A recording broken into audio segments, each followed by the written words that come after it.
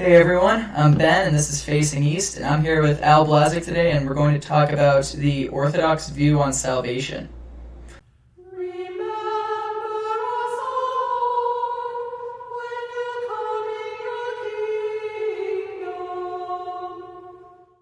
So, Al's going to be explaining kind of the Orthodox view on salvation, and he's actually previously he was Catholic, so he's also going to explain some of the Catholic views as well. This video is not going to necessarily be portraying the Byzantine Catholic or my understanding of salvation, but rather the Orthodox view. So I'll kind of let Al kind of give his intro here. Sure. So as Ben mentioned, I was Catholic for more than 40 years, was a Melkite.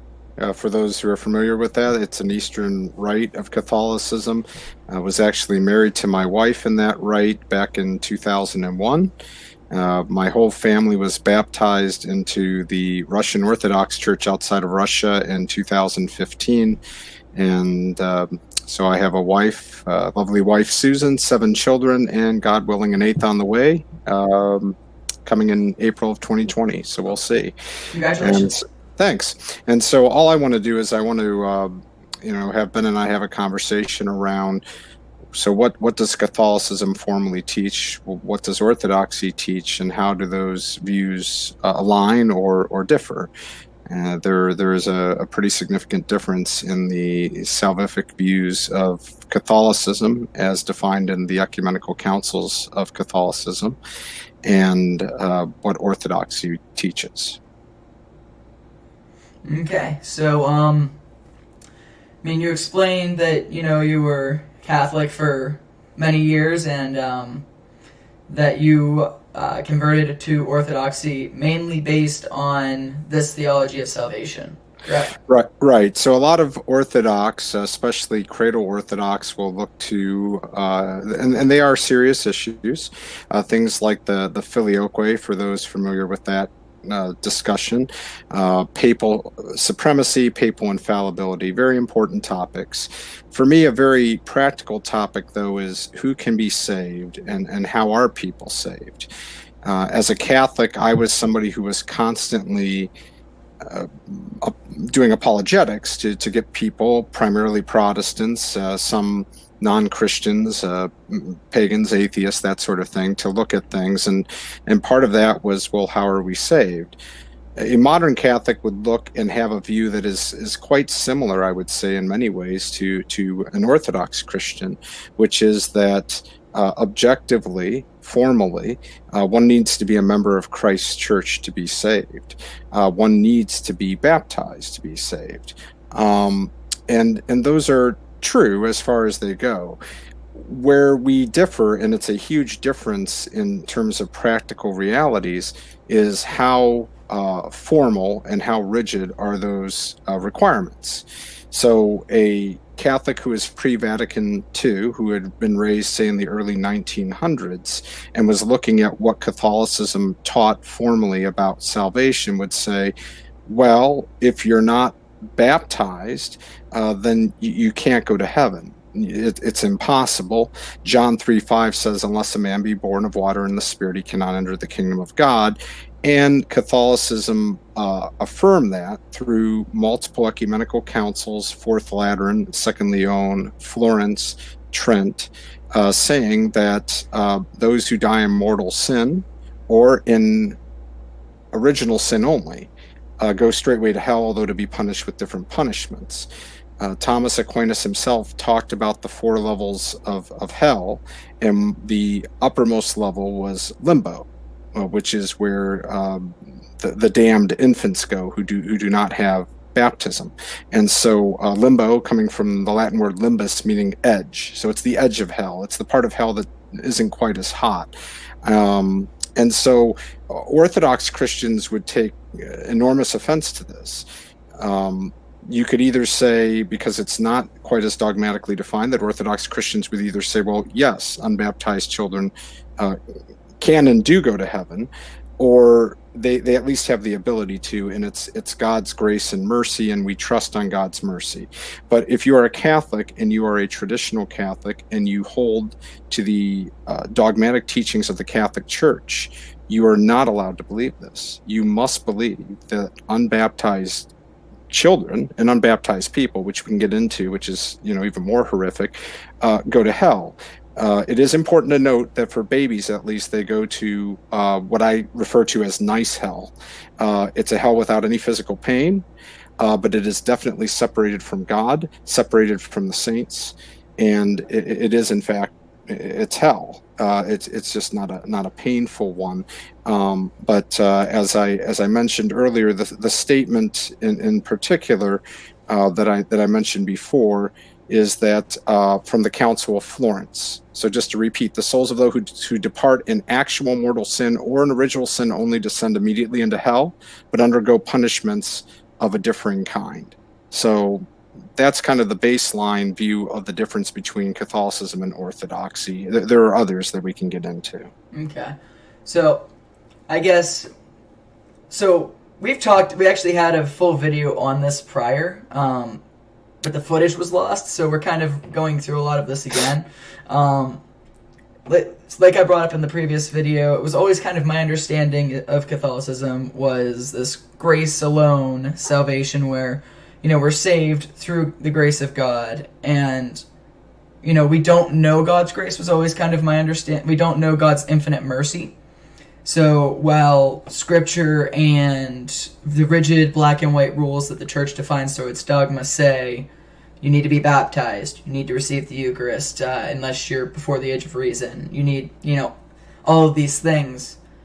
I guess I always kind of understood that to mean like the letter of the law, but that there was always a spirit of the law associated with it, and God was the, judge that was able to determine what the spirit of the law or what the proper punishment is outside of the rigid law that the Church has to uphold like a country. Like, it's kind of, so my understanding was kind of like, the law says, you must pay your taxes, and, say, in the context of government, you have to pay your taxes, and there's a situation where someone who's so poor they couldn't afford to pay their taxes, well, a merciful judge wouldn't, send them to prison for 10 years for tax evasion. That was always kind of my logic, I guess. I mean, it's not dogmatic. And that's why modern Catholics, on this one point, are very well aligned with traditional Orthodoxy. My own mother, when I converted, was very angry when I mentioned that this was the reason I was converting, because she said, very directly, you were never taught that. I don't believe that. We don't believe that. And the reality is that that's true. For any Catholic who is raised in that period, starting with Vatican II and beyond, there's been a complete inversion of, for lack of a better term, the traditional Catholic view on matters. But the reality is that a Catholic church, like the Orthodox Church, is a dogmatic church. It's a doctrinal church. And so ecumenical councils held by the Catholic Church are binding under pain of sin, mortal sin, actually, because you're denying known truths. So going back to the first few ecumenical councils, which Catholic and Orthodox have in common, if you were to say, well, I'm Catholic, but I really believe that Jesus was the greatest creation of God the Father. That's really my view. You can't hold that and be a Catholic or an Orthodox Christian. That's Arianism. It's been condemned. I believe that Christ only had one will, not two wills. No, that's been condemned. I believe, he had one nature, not two natures. These are all things that were dealt with at ecumenical councils. Monothelitism and monophysitism, which is what I just mentioned, those were condemned at councils. The Seventh Ecumenical Council condemned iconoclasm. That's why Catholics have statuary, and so do some Orthodox churches, actually, Russian Orthodox churches. When I visited, there was some very beautiful statuary. But most Eastern churches will have iconography, and thus the term iconoclasm, because some of the Eastern leaders were literally destroying icons. You think of the word cataclysm, iconoclasm means destruction of icons. So why all this rigmarole am I giving it? Because the Catholic Church has I always forget the number. It's either 21 or 22 ecumenical councils. And so the ecumenical councils that happened post-schism, the councils of Lateran, the councils of Lyon and Florence and Trent, Vatican I, Vatican II, these are ecumenical councils, and you have to believe them as a Catholic. And if you deny any of the truths that are taught there, you're in error. If you know that you're supposed to believe them and you deny them, then you are, again, under the Catholic system, you're a heretic and you're in an objective state of mortal sin. So without diverting too much, I do want to make a distinction between those who are honestly in error and those who are heretics, so that people don't think I'm saying something I'm not. I'm not a theologian. There's a lot of people who aren't theologians. And so we can all have erroneous thoughts. The question is when you look at a teaching by your church, Orthodoxy in my case, Christ Church, if they're teaching something, then you have to submit to it. And if at that point you don't, then you move from being heterodox to being a heretic. So that is kind of the crux of all this. And that's where I'm saying, if you look at these ecumenical councils, it's not just one statement made at one council, it's multiple statements at multiple councils by multiple popes. So for instance, John the 22nd said that the Roman Catholic Church teaches that the souls of those who die in mortal sin or with original sin only descend immediately into hell, however, to be punished with different penalties and in different places, which is an affirmation of what Thomas Aquinas said in his delineation of hell having 4 levels, with limbo being the lightest and Gehenna being the worst.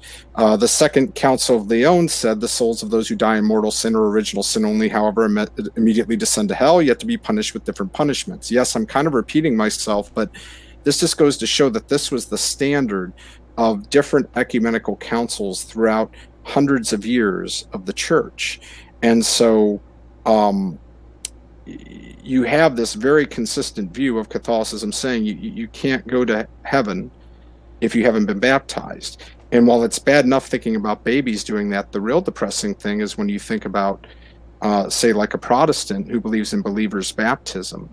If like a Protestant never gets baptized until he's 18 or something. Sometimes it's 10, sometimes it's 5. I mean, I've seen them very young, but I've seen them very old. Theoretically, a 16-year-old Protestant who I knew was never baptized, got into a car accident and died. A friend of ours, his daughter babysat for us. Objectively, almost certainly, that soul in the Catholic system is in hell. So, and Trent says that we are anathematized if we try to have good hope for those, the salvation of those who have not been baptized. So where Orthodoxy would say, yes, baptism is important. It would probably not use the term that Catholicism would use, but maybe it would, that baptism is the sacrament of initiation, right? That's what brings you into the church. And yet, Orthodoxy has very clear examples, like the 40th martyr of Sebast, who is acknowledged as a saint. And correct me if I'm wrong here, but wasn't he kind of in a situation where baptism by blood would have been an accurate description for him? Right, and we should get into that. So that's a great example of where one of the few edge cases where Catholicism says, well, okay, yes, there are certain edge cases where you can be baptized by blood or by desire. That would be one of the cases. Right, like the good thief would be a baptism by desire, for example.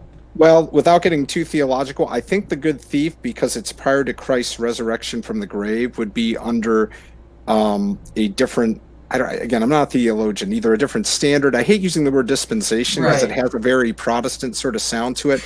But every time I've kind of asked that question myself and gone, so what happened with a thief on the cross? Baptism of desire? And the answer was, well, he was still under the old, the old covenant, because Christ hadn't risen from the dead yet. I mean, the thief died, then Jesus died. And so, but that's kind of the whole point, right? Under the Catholic scheme, there is a point at which Jesus rises from the dead, and people who objectively were saved under the old covenant now become unsaved, because all of a sudden the standard is changed. And so this is something that Catholics have to believe. As far as baptism of blood and desire, which is a really important point, first I have to make note that there is a group of Catholics, they normally are called Feeneyites after Father Leonard Feeney, who said that baptism of blood and desire was heretical. They believe in a very strict form of what you will sometimes hear termed as EENS, or extra ecclesiam nulla salus, which means outside of the church, no salvation, which, by the way, Orthodoxy believes as well. Anyone who's saved is saved through the Orthodox Church. They may not explicitly know it. We have good faith that a lot of people who were born, lived, and died as faithful Protestants and Catholics may, by God's grace, be saved through the Orthodox Church, even though they have not been formally united to it. But Father Feeney essentially said, not only is this absolute, but it is absolutely necessary for you to have water baptism. And if you do not have it, you are absolutely definitively going to hell. But for most Catholics, they would say, well, there's also baptism of blood and baptism of desire. And baptism of blood and desire are very, very narrowly defined. Things like where people say, well, the children of abortion have baptism of blood. That's false. The baptism of blood in the Catholic system is somebody who willingly sheds their blood, wanting to be a member. So the 40th martyr of Sebast, just a quick version of the story, 40 Christians go out, they're being put on the ice and told, you're going to freeze to death, they're naked, we have hot baths, and if you don't, you're just going to die. Well, one guy apostatizes, runs and hits the bath, and when a Roman soldier sees it, he strips off, goes down on the ice, and dies with the rest of them. He never got baptized, but he's definitely in heaven. People saw a vision of 40 crowns coming from heaven, including on this fellow whose name is lost to time. But the fact is that would be an example of baptism of blood. Baptism of desire would be the equivalent of somebody who had heard about Christ, knew that they needed to be baptized, really wanted to be baptized, and maybe they're living by themselves as an aborigine somewhere, and they have no one to baptize them. And under the Catholic system, you cannot baptize yourself. Actually, really under the Orthodox system, you can't either, but let's put that aside for a second. The point is that person could be seen as having baptism of desire. But in both cases, realize the will of the person involved is critical. So unbaptized children who die through miscarriage, who are aborted, young babies who are murdered, they do not really get the baptism of blood. The holy innocents who are seen as martyrs, remember, are under the old system. This is before Christ's death and resurrection, and so it is a different thing than if the same thing happens again under the Catholic system.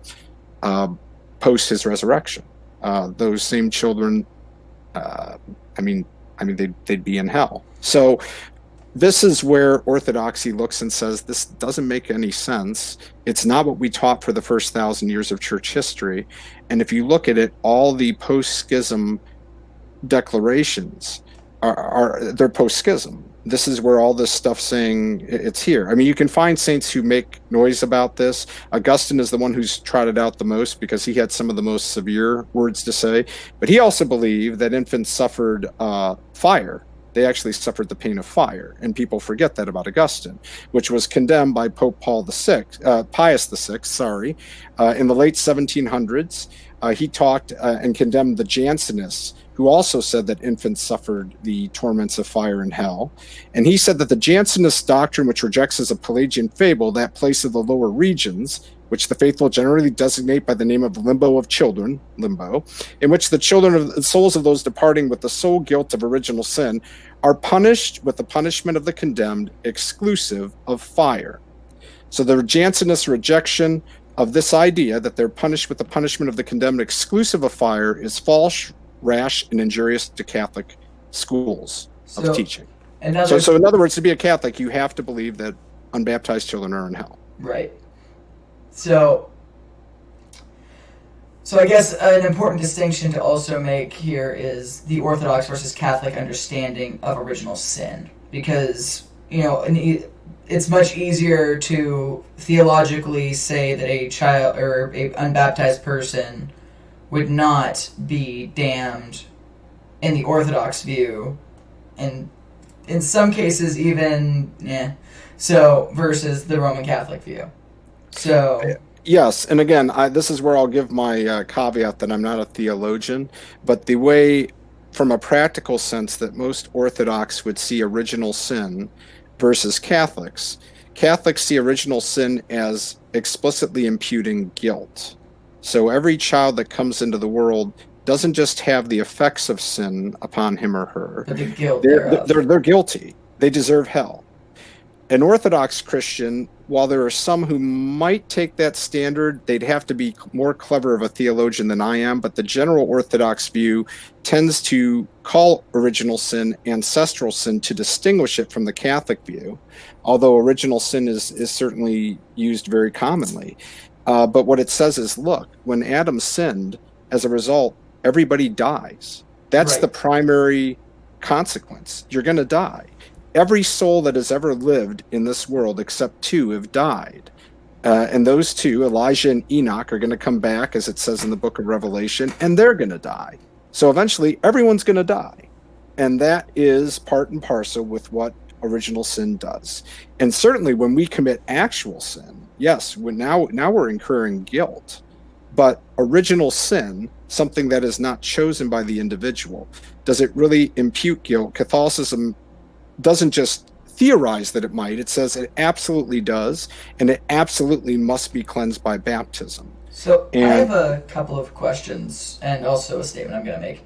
Sure. So I guess in relation to the ancestral curse and ancestral sin, the overall effects of it would be the consequences of the fall, not the guilt of the fall. Would probably be an easy way to summarize it, I think. I mean, I think that's right. I usually think of it as just, did sin lead to guilt or did sin lead to death primarily? Right. That is the huge thing. And as you see, whichever way you go, you get a whole theology of salvation that is very different. And just as a placeholder, because I know you wanted to talk, it leads to Thomas Aquinas's view, which is dominant in the Catholic Church, on a very strict quasi-Calvinist view of predestination, which we can talk about in a little bit. Okay. So in relation to the ancestral curse and the consequences of the fall, so from a Catholic perspective, this is something that hasn't made sense to me. Maybe you can explain it to me. Maybe someone in the comments can explain it to me, whatever. So if we're talking about original sin and the guilt versus the ancestral curse and the consequences. So according to Catholicism, Mary was born without original sin, the Immaculate Conception. So if she was born without original sin, then she should be free from the guilt and the consequences thereof the fall. So she shouldn't die, and she shouldn't feel pain, and she shouldn't, have any of the consequences of the fall. But in relation to, for example, her dormition, even the Catholic Church has non-dogmatically said that she died and her body was assumed after her death. So if Mary was born without original sin, you would think she'd be free from the consequences of it, which has always seemed weird to me. You know what I mean? So no, I mean, I get what you're saying. I mean, as a Catholic, the way that I dealt with that, and I try to be as fair in these discussions as possible, not just one-sided. Mm-hmm. Mary was preserved from original sin. So the thing that was used oftentimes in, and this is the Catholic view now, Orthodox don't buy into this at all, is that imagine there's a pit, and the whole rest of humanity fell into the pit, and baptism pulls people out of the pit. Mary was prevented from going into the pit. She was just kind of walked around the pit. So she still needed a savior. She was saved by, the word isn't presumption, but there's a highfalutin $10 theological word I can't think of. And the rest of us are saved through kind of a direct action. I understand what you're saying, though, because it's one of the many contradictions within Catholicism that I just kind of put on the shelf. But if you're an Eastern Catholic, the dormition of Mary, it's not an optional thing. It's one of the 12 great feasts. Mary definitely died. Within the Eastern Catholic Church. She definitely died. She absolutely died. And so it creates this kind of tension of, well, if she never had original sin and she never had actual sin, how did she die? And the best answer I ever got, which I always thought was weak, but I just kind of put it aside to, well, you don't know everything, is, well, Mary chose to unite her sufferings to Christ, and so she chose to die. I've heard that explanation as well. Which sounds kind of weak, really, because it's saying that she somehow has the power to make herself die. But okay. Well, what I heard was there was some sort of situation with an angel or something where, she was asked, do you want to assume into heaven or something along those lines, and she chose to die like her son did. Okay. And that was something along the lines of what I heard. But realize that if the theology is that original sin causes guilt and death in the Catholic system, then you have to create a whole parallel theology for the Theotokos. By contrast, the Orthodox system is original sin leads to death. It's ancestral sin. Mary is the Panagia, the all-holy, how blessed Theotokos, ever blessed, all blameless, the mother of our God. If she has the ancestral sin by virtue of being human like us, then she dies, because that sin is not a sin leading unto guilt. She is truly sinless in the way that we mean the word sinless. But she is still part of humanity. She's not outside of humanity. Unlike in the Catholic system, where Mary was kind of prevented from sinning, so to speak, in the Orthodox system, she is lauded and praised as much as she is because she could have sinned, but she didn't. That's my understanding, is that she could have sinned. I mean, she, even in Catholicism, she was free to sin. She chose not to through the graces of God. Okay. I've heard that, but I was taught very differently in a pre-Vatican II sort of style, that because of the necessity of Mary's role within salvation, she was preserved by God from sin from the beginning of time. Like God, looked through, saw that she would agree, she would say yes to the angel Gabriel, but she was preserved all that time through. So in other words, at the moment of her conception, you as an Eastern Catholic may commemorate the conception of St. Anne, yes, as opposed to the Immaculate Conception, which is a completely different concept and is totally, on one hand, Catholics who talk to me get puzzled and say, so you think Mary was a sinner? No, I don't, but I think she was human, and I think that she inherited the ancestral sin. In fact, I don't think, I know it, because she died. She died. Well, there is one thing I would like to, a caveat there that, I've personally come up with is, Jesus, who is God, also died. God didn't have original sin or the ancestral curse. Now we're getting into theological things that I'm afraid I'm going to say the wrong thing. Right. But one of two things: either Christ himself, in taking on human nature, took on in some mystical way, because St. Paul says he became sin for us, he took on sin in a way that didn't espouse guilt, and therefore he was able to die. Or as God, since he's God and he can do whatever he wants, he chose to die. In fact, that is a big part of Orthodox theology too, that Jesus, at the end of it all, really wasn't put to death as much as he gave himself up to death. Right. Like he was running the show. So this is where Al, the non-theologian, if I said something here and my Orthodox brethren are spitting at the screen, just take it in good faith. But it's one of those two scenarios. But just realize that the Catholic system requires you to create a whole separate theology for the Theotokos, who, even though she is all blessed and blameless and the mother of our God, compared to God, she is as nothing, because she is still a creature. So I also have another question, and maybe it's a translation difference between Byzantine Catholic and Orthodox, or I'm not sure if this exists in the Orthodox version of this prayer, but it is truly proper to glorify you, O Theotokos, they were blessed and immaculate, and the mother of our God. So the word immaculate comes into play in that prayer, and at least in the translation we use.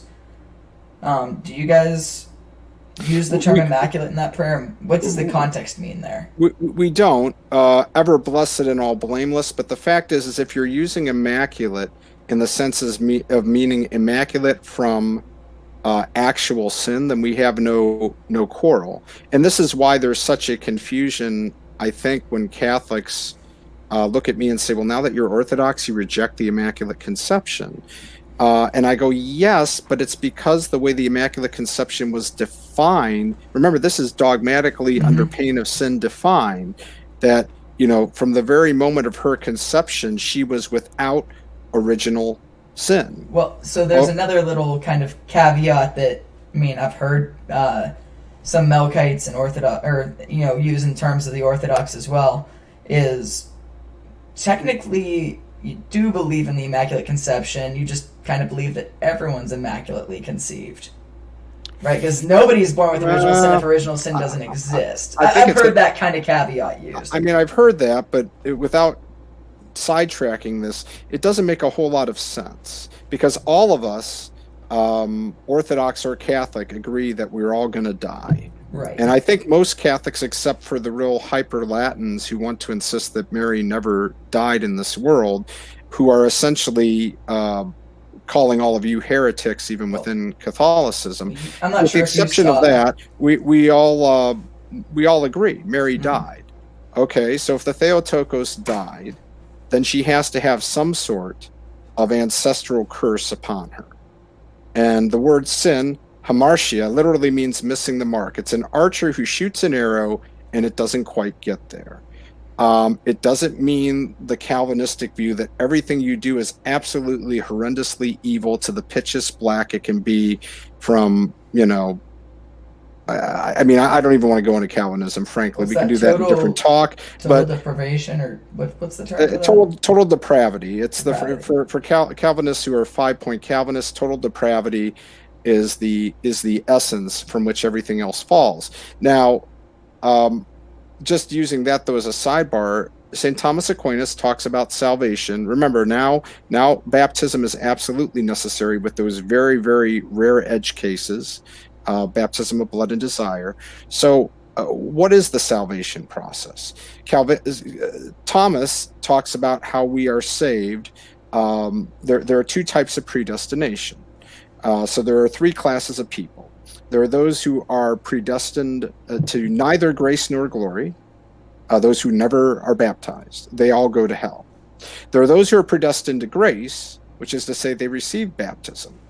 But they are not predestined to glory. They are not predestined to final perseverance. They fall away. They go to hell. And then there are those who are predestined to both grace and glory. And those are the only people who are ever saved. And it is all a predestination, Calvinistic predestination system. Orthodoxy has a different system called synergeia, which is to say that God's uncreated grace is what guides us and leads us. And without God, we can do nothing. So in that sense, we're kind of aligned with Calvinists. So if it's just us, we're doomed. But God has set it up in such a way that our choices, our desire to work with or against God matter. As I can't remember who said it in the book of Acts, but I think it might have been St. Paul or St. Peter. You always resist the Holy Spirit is the line from the book of Acts to the Pharisees. So we can resist the Holy Spirit. We absolutely can. Unless you want to believe God is the author of evil, Adam and Eve, who were sinless at the time, chose to sin. They chose to resist God. And so synergia comes from two words: sin, S-Y-N, together, like a synagogue, a group of people, and erg, energy, work. So synergy literally means working together. That's the Orthodox view. Certainly our contribution is nowhere near what God's contribution is, but if we do not put forth our contribution, then God will not put forth his. And as it says by Christ himself, how much is enough? God alone is the judge, but to whom much is given, much will be required. I'm going to be judged at a far stricter standard than somebody who grew up in the outback of Australia and has never heard of Jesus Christ. The great saints are probably judged much more strictly because God has given them an incredible amount of spiritual insight and grace. The point is we don't know. That's a whole other thing. Orthodox would say, with very rare exceptions, we just don't know. But in a generalized sense, there's no person out there who can sit and go, I must be predestined to hell because I'm just so evil. Orthodox would say, you can rise and you can convert right now, and God will meet you where you're at, and he will provide forgiveness. Well, isn't that every Christian denomination pretty much period that believes that? More or less, but Calvinists would say, for instance, we just don't know who's saved, because ultimately it's God's predestined hand as to who is in the elect and who are the reprobate. So in other words, Calvinists and Catholics do not believe the literal meaning of 1 Timothy, where, Paul's talking to Timothy and saying God desires all men to be saved and come to the knowledge of the truth. Right, he's the shepherd that would leave the 99 to go find the one lost sheep. That is correct. So when he says, strive to enter the narrow gate, few that find it, we have to keep that in the context of Christ's own example of leaving 99 behind, because that's not enough. He wants that 100th sheep.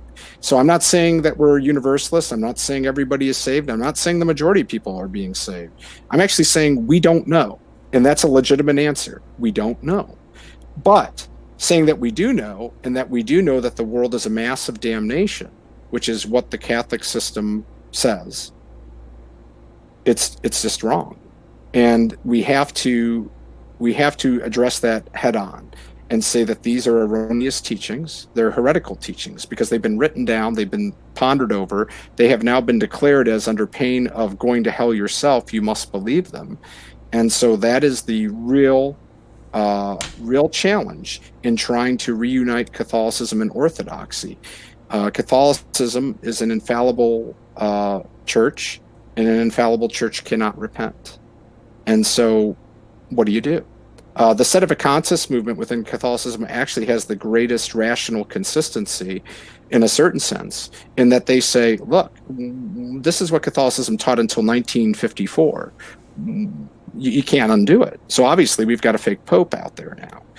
I think they have issues because all the other teachings of Catholicism make the end game impossible for Sedevacantism. You can't get back to having a pope when you don't have one for long enough. But in and of itself, the Sedevacantist movement is a strong clue as to what is wrong with the Catholic teaching.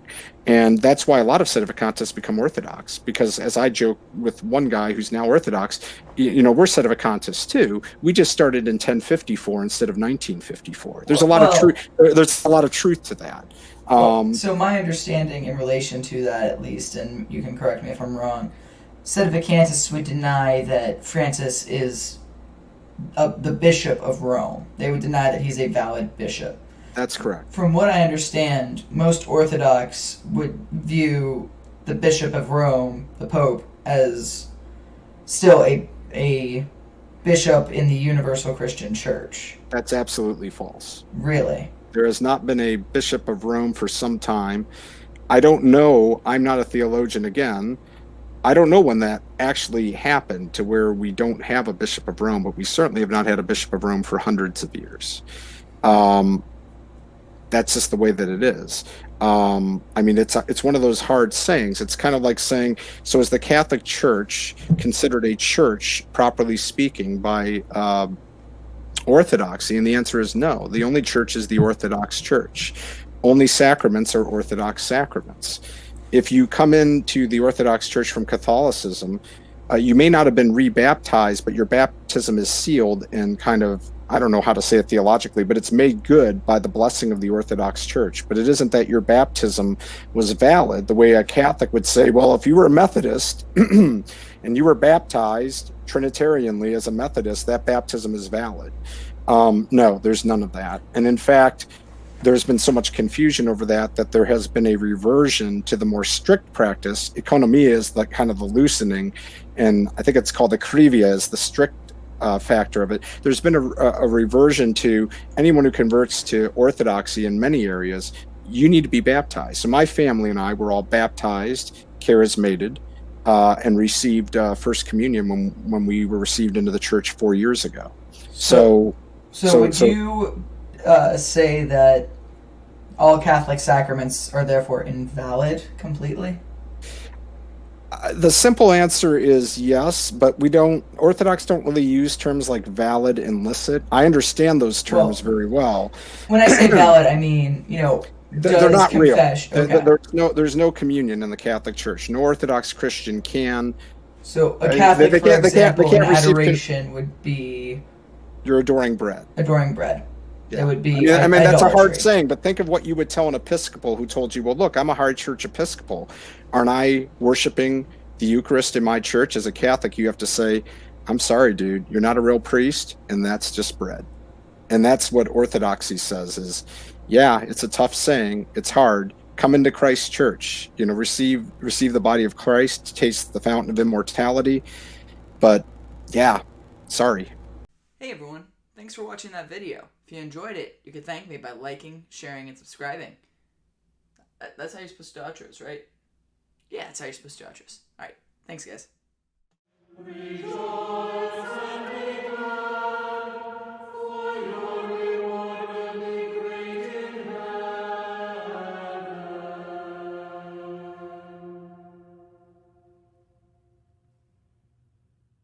I think that it's good that, obviously I didn't do a great job of, defending Catholicism. I'm not a theologian, but, you did as far as I'm aware, a good job of explaining the Catholic points of view. Well, and I was going to say, to make it as fair as possible, I'm really trying, because it's not like everything Catholicism does is wrong. And in fact, if you want to have follow-up ones, we can have it, and we can have one where I say, look, I'm going to talk about what Orthodoxy believes differently than Catholicism, but let's talk about what we have in common. We're both hierarchical churches. We both acknowledge the sacraments. We both acknowledge a special priesthood. We both love the Theotokos. We both see her sinlessness. There's tons. The whole point, though, is that I think we all kind of know those things. And so that's why I'm focusing on, so why would someone be Orthodox or someone be Catholic? Right. It's important to understand what separates us, because, we know what generally links us.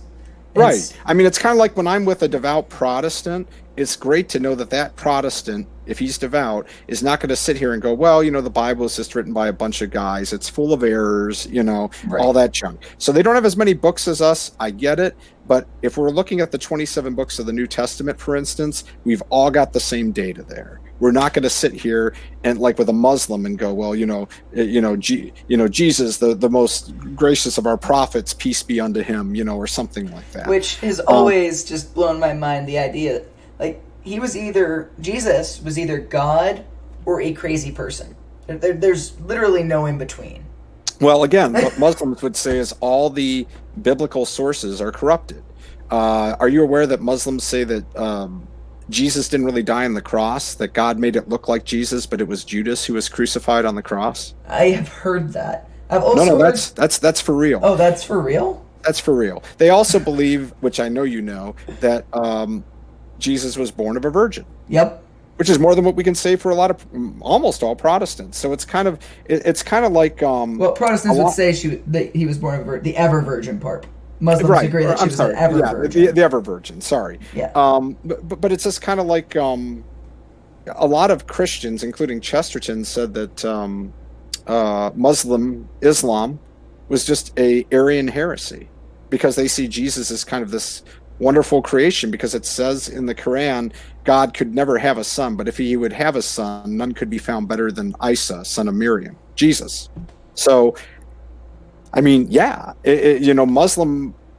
Muslim belief picked up right at the time that Arianism was really, really running rampant. Mm-hmm. So, okay, it doesn't take a huge leap of faith to see where some of this stuff came from. All the prostrations and stuff that people think of as Muslim, that was all Eastern stuff. They just picked that junk up and reused it. Well, what's really funny to me is, in America especially, and mainly because of terrorism, for example, Allahu Akbar is associated with terrorism, but there are plenty of Orthodox and Eastern Catholic Christians in the Middle East who use that. They say it because Allah literally translates to creator or God. Yeah, well, Kudusan Allah, Kudusan El Kawi, Kudusan Alati La Yamutirhamna is the Arabic holy God, holy mighty, holy immortal, have mercy on us. I had a woman tell me I was a devil worshiper because we used Allah at our church, and I went, it's a language. It's kind of hard, but again, she was wrong, but I understood what she was trying to prevent against. Mm-hmm. She was trying to prevent against people Well, Vatican II Universalism. saying, well, you know, Muslims and we worship the same God of Abraham. Mhm. And I know you can get a Jesuit who can slice that down into something, but the reality is people read that, they know what it means. We all kind of worship the same God. Just like the statement the Vatican put out, I think it was 3 years ago now, that said that the Jewish covenant is salvific. Okay. Did I see that? So That's not I guess dogmatic. that whole dying on the cross thing was just kind of a window dressing. So, I mean, these are the kind of things that have to be addressed. Orthodoxy has our kooks too. The difference is we don't have kooks that end up putting things down that are dogmatically defining things. And when we do, like Nestorius, we kick their ass out. Well, so I mean, Nestorius, according to one of the Syriac churches, I forget which one, supposedly repented on his deathbed, and he's actually venerated. Oh no, the Chaldean Catholics venerate Nestorius. The Chaldeans, thank you. Yeah. So much for the Fourth Ecumenical Council. I mean, it's just one of these things where you kind of go, at some point you have to decide where you're going to lay your chips down. I mean, I don't know. As a Catholic, you're in communion with Nestorians. I don't know what to do with that. Wait, what do you do with that? There's Chaldean Orthodox. No, No? absolutely not. And if there sure? was, we would kick them out so quick their head would spin. Wait. It'd be like finding an Orthodox who hates the icons. Chaldeans aren't actually Nestorians. They say he repented. They say the Fourth Chaldean Catholics Council anathematized him, and nobody ever unwound that. That is the definitional decision of the church. If you are anathematized, you not only cannot be venerated, technically you're not supposed to pray for them. You're supposed to leave their soul up to God. It doesn't necessarily mean they're damned, but in the Catholic system, yeah, it pretty much means they're damned. But even in the Orthodox system, you're not supposed to be praying for Origen and Arius and Copronymus and Julian the Apostate and all that junk. You just leave it up to God. And God can have mercy. He really can. But it was my understanding that with the Chaldeans, at least, that he repented before he died, which would mean that he would have been able to be welcomed back into the church. Was he? That's their tradition, at least. Yeah, see, that's my point. If you're anathematized by an ecumenical council, you don't get to say, like these people say, oh, George Washington converted and became a Catholic on his deathbed. What? Well, jolly I've good. Never heard that before. By the way, he may have, because he wasn't anathematized. But the point is that just saying something doesn't make it true. And if you have an ecumenical council that explicitly says the opposite and says, you know, this dude is anathematized, I got bad news for you. Unless there's another ecumenical council that says, whoops, sorry, our bad. That's pretty much how it is. You know, I mean, what do you want me to say? I mean, let's commemorate St. Arius the Great while we're at it. You know, I mean, it's just like, come on. Hey, you know, come on.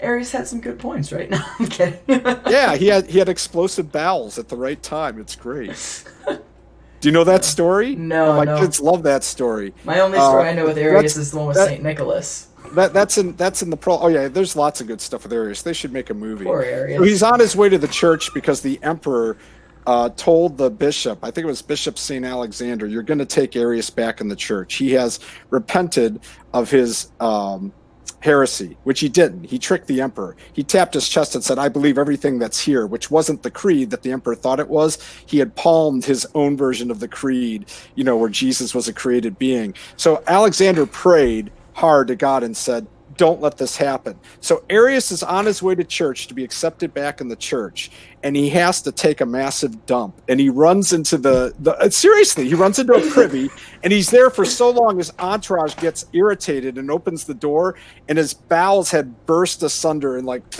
blown out everywhere. Oh. There's like an icon showing this in some church. Really? I need to find this icon. It's crazy, man. Oh, man. But anyways, you know, young boys, you can imagine, they know this story, man. They know it. That's fantastic. And it's in the prologue, so I mean that's how they talk about it.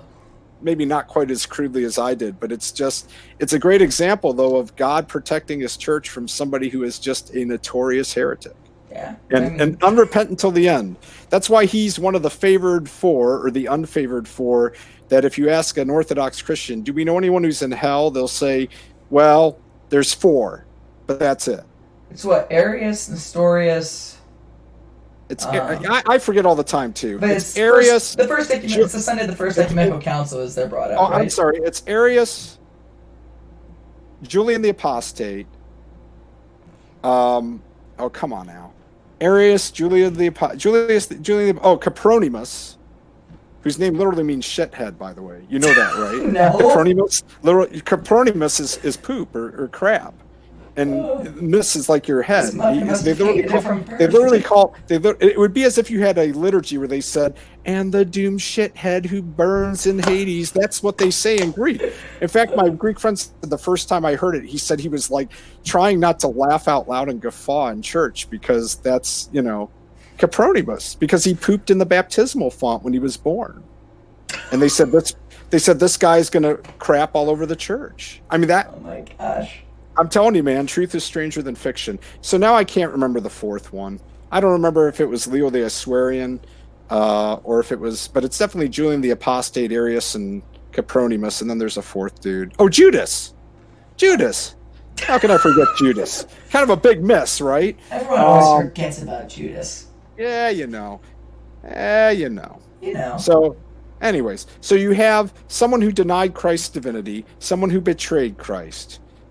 Someone who denied iconography, and somebody who betrayed Christ, Julian the Apostate, in a very real and what's the story behind him? Baptized himself in the blood of goats to try to undo his baptism. Good luck with that, dude. Oh. Yeah, nice try. Don't think it's going to work well at the judgment seat, or hasn't, but That'd be a rough one to go to confession about. Yeah, hey, my confessions are bad enough without I baptized myself in the blood of goats to try to undo my baptism. Oh my gosh! How would a priest even react? You're standing in front of an icon of Jesus, the teacher at the iconostasis, and the guy says that to you. Like, what do you say? I gotta believe that priests hear like the weirdest stuff in confession. I don't think I could do it. I've already told people, don't ever put me up for deacon or anything like that. I know my limits, and that's just no. I couldn't handle it. No, I just couldn't. I couldn't. And I'm a sinner too, so I get it. But it's just like I want to pull out that Joe Rogan meme that I use once in a while that says, I'm going to be honest with you, I'm kind of retarded. That's what I feel like when I go to confession and say the same things over and over and over again. I was gonna say, some of my favorite memes in the world are the Catholic memes of the priest in the confessional with someone, and the priest is sitting there, the person confesses, I let my cat lick my toes when I'm in the bathtub or something like that, and the priest is like, once again, really weird. Not a sin. Oh, man. Those are some of my favorite memes in the world. All right, well, I have to go pick up my kid, but you want to do this again soon? Because I think it's kind of fun. Yeah, I enjoy it. If you want, you can pick hey, we're going to talk about what Catholics believe, or we can just keep rolling down. I'll be as fair as I can be in terms of, I've been a Catholic most of my life, and I don't know if you want to talk about. I mean, the filioque is tough. I can explain it, but it's I don't understand it well enough to explain it. That's one of those things where, if it's honestly an issue, it's something that's so beyond me that I can't. I don't think I could be. I don't think that God could consider me in trouble for it. 'Cause I don't understand it enough for it to be sinful. There are better Catholics and Orthodox who could take either side on that than me. I accept it now because I look at the history and go, yeah, they defined it in the Nicene Constantinople Creed, and they shouldn't have changed it. That's essentially the 10-second overview. Well, so I mean, that's kind of the Eastern Catholic view. We accept the theology of the filioque, but the creed from the Council of Constantinople is a dogmatic creed. We're allowed to use it.